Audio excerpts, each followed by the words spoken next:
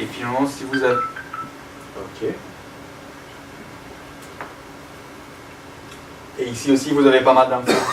Si vous voulez savoir un peu, surtout dans la section, plutôt dans la section projects. Ici aussi, bon, il y a des projets en tout cas qui sont listés, qui utilisent Bar d'une manière ou d'une autre, et peut-être peuvent vous donner aussi d'idées sur des usages de ces pratiques. Il y a aussi le projet de Mozlib. Dionysos et Julien. J'espère de n'avoir pas fait de bêtises. Parfait, non, j'ai vu ce que Ah, donc Mozlib est le nom officiel. Ouais, finalement, j'ai pris une inspiration. Ok.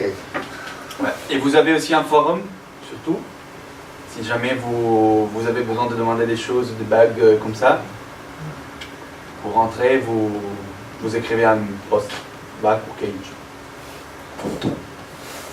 Et du coup, Cage, et qu'est-ce que c'est que Cage? Enfin, bon, j'ai en arrière. Don't save. Et ça, je ne l'ai pas changé, je pense. Don't save. Cage est un projet qu'on a conduit à la HES de Genève et qui a été pensé pour introduire Bar plus simplement aux gens qui sont surtout des musiciens et pas vraiment des programmeurs en premier lieu.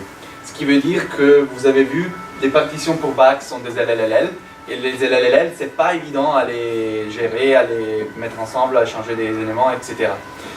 Et bah du coup, Cage est censé plus ou moins résoudre ce problème d'une manière un peu quick and dirty, plutôt que quick and dirty ready-made. Il y a beaucoup de modules qui sont déjà prêts pour faire des opérations qui sont de composition, plutôt que d'usage sur des listes. Par exemple, on a un module qui s'appelle cage.rev, qui ne fait pas une inversion de liste, mais il fait une inversion de partition. C'est une véritable rétrogradation. Ok. Et ainsi de suite. Donc, si je fais ça sur cage.rev, ça me renverse la partition. Donc, c'est des modules qui font déjà des opérations compositionnelles, qui sont complètement basées sur Bar, qui sont complètement ouvertes dans le sens où ils sont tous des abstractions.